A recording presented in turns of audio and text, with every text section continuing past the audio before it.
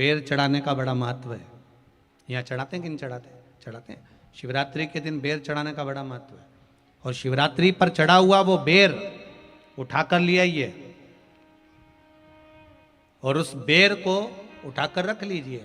मान लो किसी को उदर से जुड़ी हुई जब तकलीफ रहती है, पेट से जुड़ी हुई तकलीफ रहती है, पेट से जुड़ी हुई कोई भी प्रॉब्लम हो, अगर पेट से जुड़ा हुआ कोई भी रोग आपको लग गया और डॉक्टर की दवाई चल रही है, सारी औषधि चल रही है, जो शिवरात्रि पर आपने बेर चढ़ाया है वो बेर अगर आपके यहां रखा हुआ है, वो बेर उस रोग वाले व्यक्ति को खिला दीजिए। आधे घंटे के अंदर पेट का दर्द, पेट की तकलीफ, पेट का कैसा भी रोग होगा एकदम आराम लग जाएगा। उस बेर में इतना दम, इतना प्रबलता आ जाती है। शंकर को जो शिवरात्रि के दिन बेर चढ़ाया जाता है।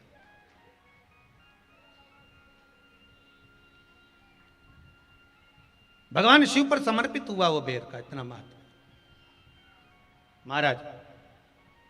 और जो देवता को उठाने के लिए बोर समर्पित करा जाता है, बेर भाजी आंवला उठो देव सांवरा, उसमें शंकर जी का भाव है, क्योंकि शिव जी का दर्शन भगवान नारायण उठते से ही करना चाहते हैं। सबसे पहले नेत्र खोले और मेरा शिव का दर्शन हुआ। बेर का भाव ही शिव का दर्शन का भाव।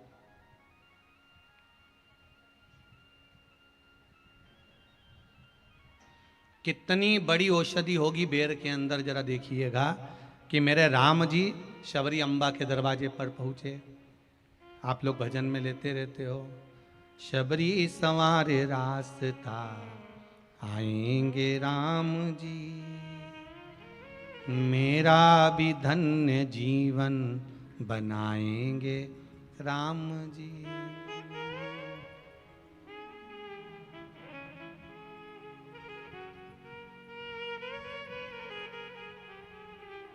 और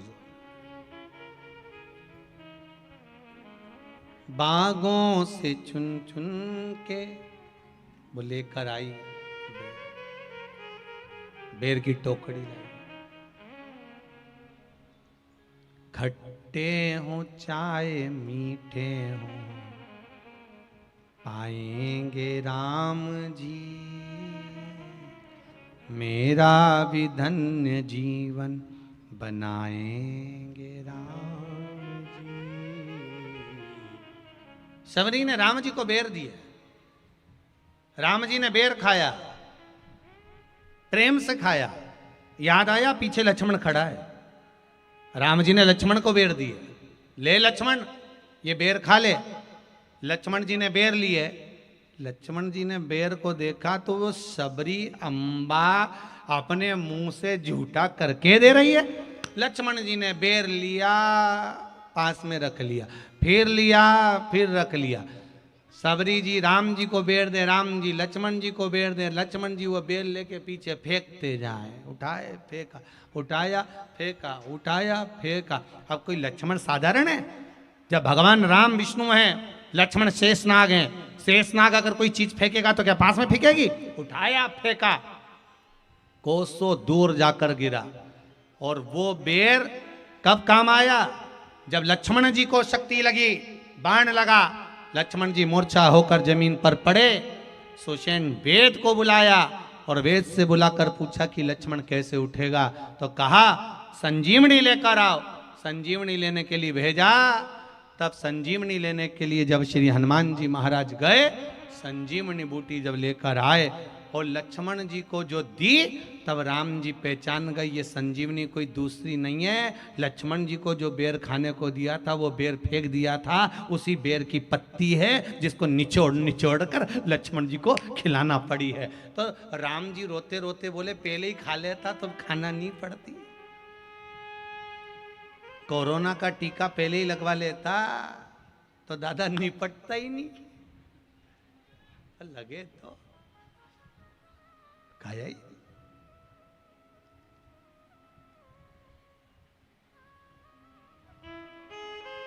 यहां तो सीधी सीधी बात है ना। कहा पोलियो की दवाई जन्म लिए बच्चे से लेकर 5 वर्ष तक के बच्चे को पोलियो की दवाई पिलाई जाएगी। पोलियो की दवाई पियो तो हाथ पैर से विकलांग नहीं होगे। बोलो, बोलते कि नहीं बोलते? पियो विकलांग नहीं होगे।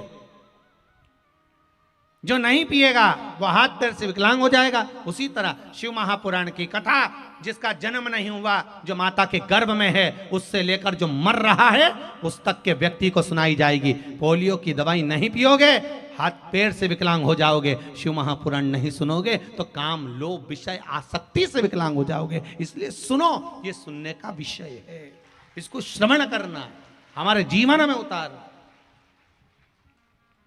ये मिलेगी। प्राप्त होना बड़ा मुश्किल है। फिर